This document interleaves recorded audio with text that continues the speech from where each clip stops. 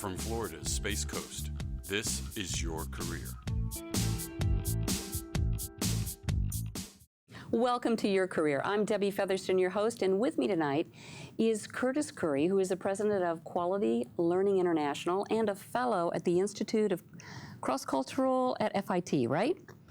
And Anna Scheffert, who is the compliance consultant at Embraer. You know, this is a topic that I think we Americans really need to hear, right? And it's working across culture. So thank you for coming and sharing your experiences. Curtis, I'm glad you're back with us. It's nice to see you. I know you've been traveling across Latin America. It's nice to be back. Yes. And you're always a wealth of information. I'd love it if you just kick it off by telling us a little bit about, give us an overview of your international work. I think like many people from the U.S., I became very interested in doing cross-cultural work as a student. So that first study abroad, and I had the opportunity to live in England, and so I spent a year studying in Britain, and liked it so much, I found out I didn't have enough French credits to graduate, so I decided to go abroad again my senior year, and I spent another year in France. And wow. So that was really the start of my love affair with international, and I've been doing international work since the very beginning. That's great. And Anna, tell us a little bit about your international career. Oh, first I'd like to thank very much for the opportunity for being here. It's a pleasure for me to speak about the subject. It's really one of my favorites when I talk about international experiences, because as Curtis, I started also with an exchange student program. I was on my senior high school year, and different than going to England, I came to the United States, which I totally From Brazil. From Brazil. And I was completely by myself. I was 16 years old back then, and the family that I used to host me in here, I just met them in the airport. So back then, it was a very different scenario, and we wouldn't have the phones as we have now, so it was very immersed. After that, I also spent a year in Germany, but I was already in law school, so I was having some academic and work experience in Germany and also in Portugal. And after I graduated, I became a lawyer, and then I came here to the United States, but I am right now working at Embraer. That's great. That's great. Interesting background. I'm curious, as you worked around the globe, what are some of the cultural differences that you've noticed? It's several, but speaking about from a Brazilian perspective, I feel that in Brazil, a personal and professional life, they mix together.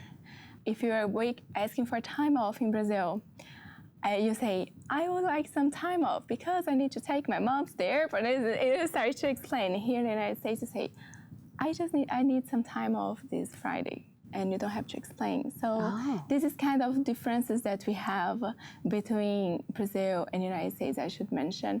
And also some time it takes for the person to become close to their lives. I would say that in Brazil, people are very warm. If you get lost, probably you're going to end up in a home having some barbecue with somebody.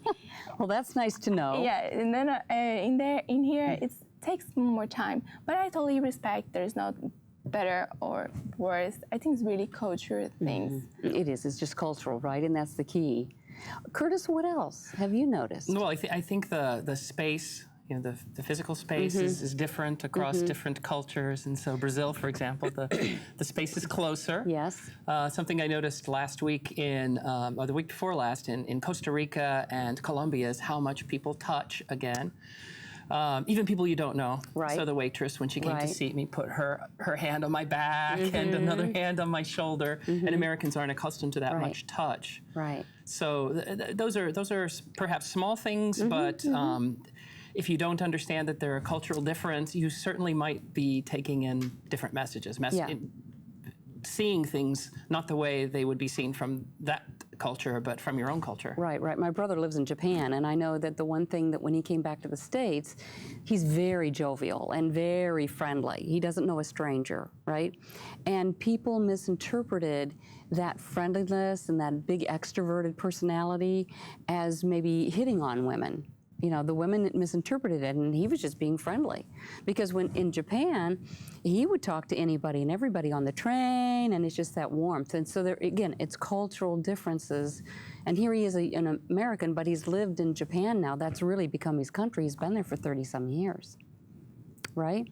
So interesting. So thank you for sharing. How have differences in how we manage time or how we handle problems affected, the work that you've done? Have you seen? Sure. Well, there are differences in terms of time and punctuality. And one of the changes I have to make, for example, when I do programs in Latin America, in Brazil or in Spanish-speaking Latin America, is to add more time for discussion because people need to talk about, especially leaders. I work primarily with leaders in organizations, and so they need to spend more time talking about issues. And you also need to build more times in for the break because during the coffee break, people are going to be talking and spending time together, and that's very important. Yeah. I feel, and I think this is true for most companies abroad, that when you take a very regimented 15-minute segment by 15-minute segment training program to, say, Colombia, if you follow that as you would in the United States, people will feel pressured and they'll feel rushed, and you'll probably get some pushback. Why are we rushing so much? Why are we doing this? So that's a big difference, I think, in terms of time. Yeah. So they really like to process the information. They want to discuss it amongst themselves, maybe compare or exchange ideas or experiences. Is that part of it's more what's that going on? Part, and there are some dimensions that social scientists use, and one of them is individualism and collectivism. And having time to spend together talking about things is simply more. It's important in the United States, but it's it's critical in Central and South America. That's interesting. Yeah, and speaking about that, the happy hour, it's mandatory to have at least once a week, I would say. It's considered part of your work routine. If you don't go, then your work colleagues are going to feel like, oh, they don't like, does she like me? What's happening? Well, she never accepts my invite for a happy hour because it's part of the work. It's something that... And also, of course, speaking about time, I would say working in a timely manner. What is a timely manner in Brazil? In Brazil, it's not that impolite to arrive 30 minutes late, maybe sometimes even an hour. People understand that the traffic here in the United States is not acceptable. And in Germany, you have to be ready for a train that leaves at 7:43. So it's much more precise than even we are, it sounds like. So it's very different, that piece also. Interesting. What about handling problems? Any differences there that you see, or dealing with conflict? I think about the Japanese culture, where the one thing that was real striking there is that more of them tend to avoid dealing with or confronting conflict, publicly anyway, right?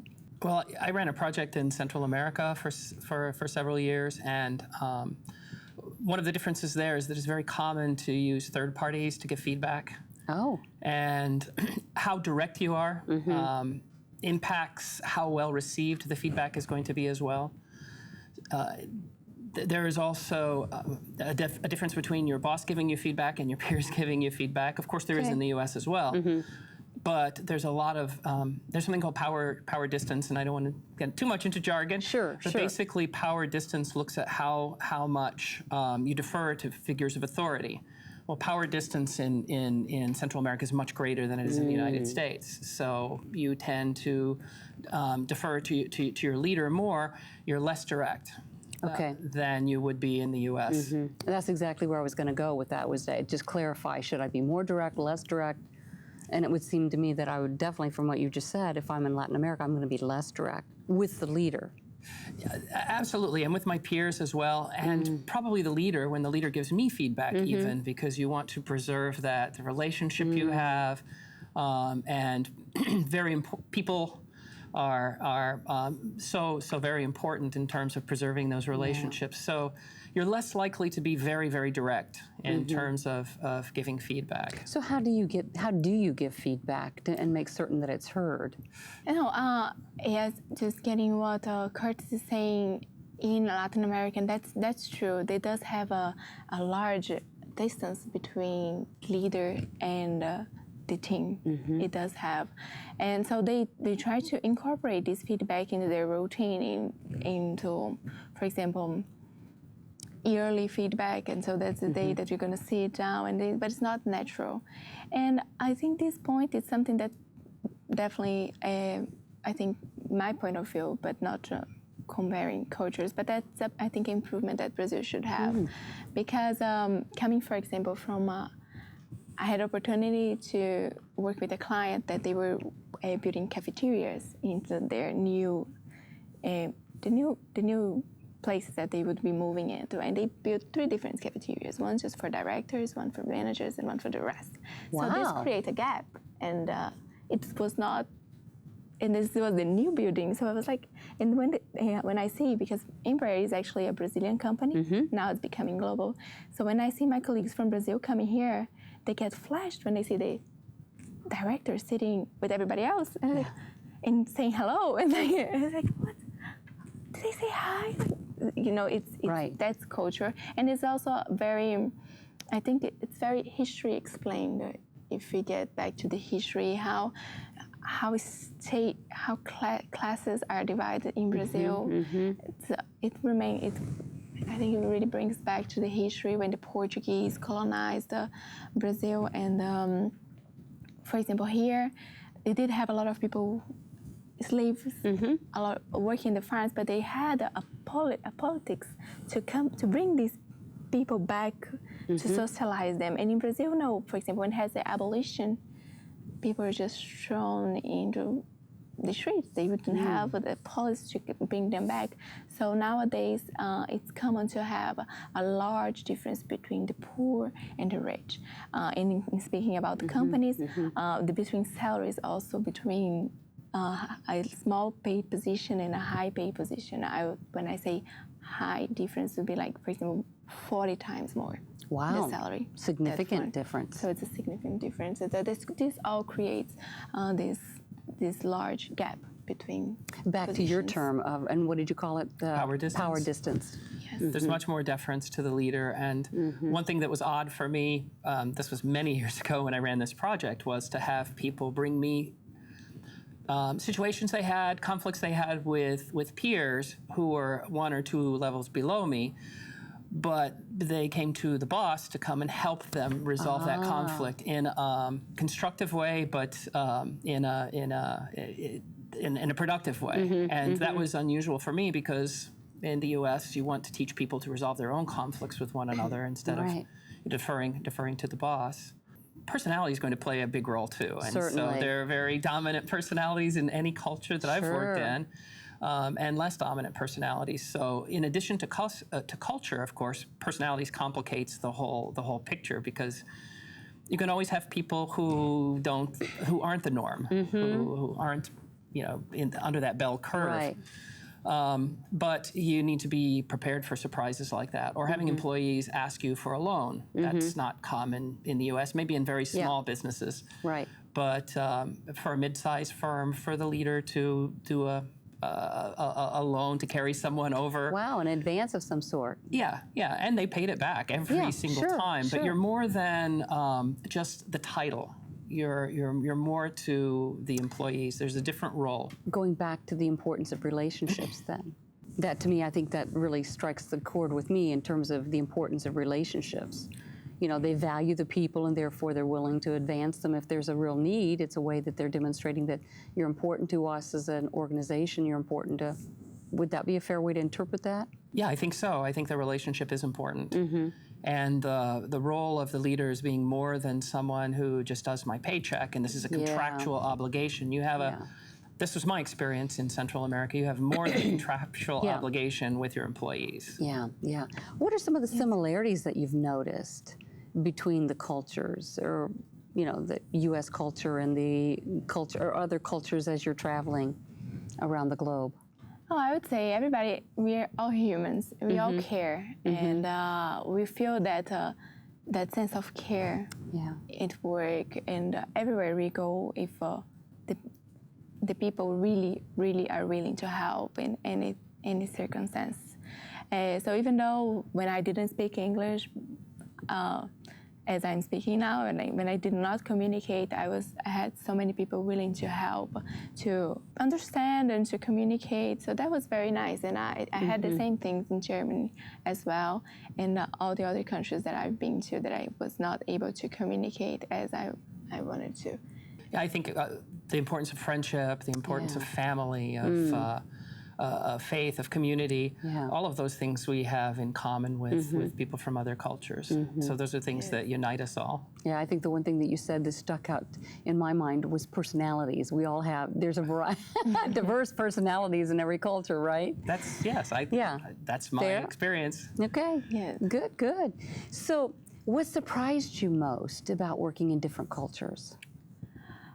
I would say, I wouldn't say that I was surprised, but the routine. For example, what actually surprised me was when in Germany, when we think about Germany, I think we also think about a working routine similar to the United States.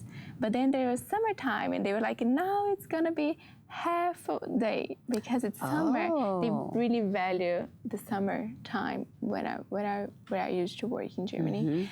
So they would really value these to work a little bit less. And here in the United States, I can say people are a little bit more workaholic than what I've been to. Sure enough. Curtis? Mine was a pleasant surprise. I'm married to a Colombian, and the first time I went to visit her family, her mother-in-law was particularly caring about my well-being and little things like having a pitcher of water by the bed at night, and constantly asking if you're okay. And at first I felt it was a little formal because I'm your new son. Yes. And Patty had the opposite experience when she visited my mom, not in terms of warmth, but how the warmth was displayed. Right. My mom invited her to help herself to the fridge. If she was hungry, she could make her own sandwich. And for Patricia, showing that you care about someone is taking care of them, making the food for them. Sure. So it was very interesting. But in Southern Illinois, where I'm from, opening your, we call it an ice box, opening your ice box is opening your heart. Growing up in that territory, I understand that very well. That's great. So what considerations or preparations have you found that have really helped you most when planning for a trip? Let's say you're going to Latin America. What are some things that you've done that's really helped you to be successful? Well, I'm a huge advocate of learning languages, and it has never been easier to learn a language than now. Also, after having worked in a Peace Corps training project, I firmly believe that anyone can learn a second language. Some people it takes longer, some people it's harder, but anyone can learn a second language. And now with the apps that you can put on your phone so that you can practice. Discipline is important. You have to actually practice to be able to learn the language. But I think language learning is very important. Yes, I think it definitely makes a much friendly environment when you say hello, how are you in the language that the country that you are in. And adding a little bit to what Curtis said, I would say also history, to know the history of the country. I think you're able to mold your expectations of what you're gonna find when you are there. What kind of people, how the people are gonna react, and observation as well of the culture, of how they act, so you can act accordingly. Excellent. I know the thing that was interesting, you'd mentioned learning the language. I remember being in Japan, the one and only time that I've been there, is that when they discovered that I was an American, they wanted to practice their English. So here I had tried to focus on learning a few phrases so I could communicate with them. Now, they didn't want to speak Japanese. They wanted to practice their English with me. So I thought that was interesting, at least in that one particular setting. That was kind of interesting. So it was younger people, and they were just social environment and wanted to learn. So that's interesting. That's very curious to me. I found that a bit in Germany too. Yes, exactly. I was about to say that. Speak English because it's easier. Yeah. So, I was starting to say, I don't know how to speak English. No, I don't speak English. Speak German, please. And they're like, yeah, no, I know you know. And then they were trying to switch to English. They were like, this way I'm never gonna learn. Please come back. So that's right. Germans, they always want to speak with you English. Yeah. there are some other qualities that the research shows are pretty important for success working across cultures. One is curiosity about the culture that you're visiting. Another is your ability to withhold judgment. Oh, yes. Because there are so many surprises that just don't make sense from, or would mean something else in your own culture. Sure. So being able to withhold judgment and closely related to that is stress. Handling stress, because especially if you're doing a longer term sojourn abroad. Your resilience and your ability to deal with stress, because that kind of travel is stressful. And being in a culture where another language is spoken, especially day in and day out, with different customs and different habits, stressful. Right, and if you're traveling on subways or buses or some other public transportation, I think that elevates the level of stress sometimes versus having a taxi. That's a great point. I was just thinking about even in Costa Rica, where I'd rented a car and using Waze, going through the little towns and the turns and the smaller roads, and the cars stopped in the middle of the road. It was stressful, even though I've spent a lot of time driving in the region. Right. Anna, let's move along just a little bit. As a native Brazilian, I'm just curious, here working in the United States, what observations have you had about how responsive or sensitive we Americans have been to helping you adjust and being more comfortable? My experience was the best. Everywhere I've been to, since when investing my exchange program and now working here in Embraer, everybody was very open to the culture, and maybe a little bit because of Embraer is also a Brazilian company, but I believe that's just because the Americans, they are very nice with us. Here they would say bom dia to me to work. Bom dia. They want to use some Portuguese into our daily basis. So it's been great. It's just been a very nice experience. Good. Excellent. Were there any adjustments that you found you had to make, to fit in I'm sorry, in the community? I missed that piece. So no. That's just an additional question I'm throwing out. But that's right. So I would say really to know to separate personal and professional life, because as I mentioned earlier today, in Brazil it's common you do this kind of things. It's because it's unpolite in Brazil. For example, if you're gonna have you're gonna get married, if you don't invite your coworkers to your wedding, what will people feel? And especially, I think the no piece. In Brazil, it's very uncomfortable to say no for some reason, because you always have to explain. No, but why no? But why no? No, you can't do that. And people will accept, because I might have something that pays, and in Brazil they won't accept no easily. So you have to go ahead and explain and hear. So I would say that be more comfortable with the no, and just separate more personal and professional life. Yeah. And Curtis, we've only got maybe 3 minutes left, so I'm going to try to ask a couple questions here. I'll move us along just a little bit, because I think this is very interesting for everyone. And that is, I know you work with leaders around the world. Can you talk a bit about the breadth of careers that might be available to people who are interested in working? Sure, I could start with my career path. And my first job was as training director in South Florida at Miami-Dade College, and we actually worked to help set up a community college in the Dominican Republic. And of course, there were lots of international banks in South Florida, and so international banking is a career. Export, import, everything related to international trade. International trade continues to become an even more important part of the overall economic situation of every country, virtually every country in the world. In terms of businesses themselves, businesses are becoming, like Embraer, are becoming more global. Right. Embraer is manufacturing jets here in the United States now. And of course, other companies also have integrated production processes. So different components may be manufactured in 28 different countries, for example. So I think in most of the big companies, you have opportunities for international work as well. I work with university professors now. More and more are working internationally. So I think there are lots and lots of opportunities to do international work. Yeah. That's fantastic. Well, in the last minute that we've got, Anna, I'm going to ask you the last question that I think is kind of key for our discussion. What are some of the global trends that you see rising from the young professionals like you?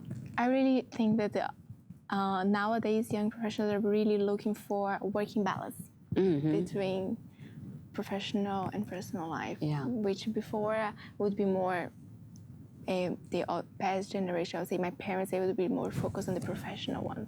Yeah. And that's the main the trend? main thing. I believe as a working balance is something that they're looking for. And that I see all over in Germany, my friends in Germany, my friends in Brazil, and my friends in the United States, very worried That'll about have to be achieve this. Yes, that'll have to be the last word on it. Thank you for being here. And on behalf of my guest and everyone here on the set of Your Career, thank you for watching. And remember, be career happy. More information about this program is available online at millermediagroup.org.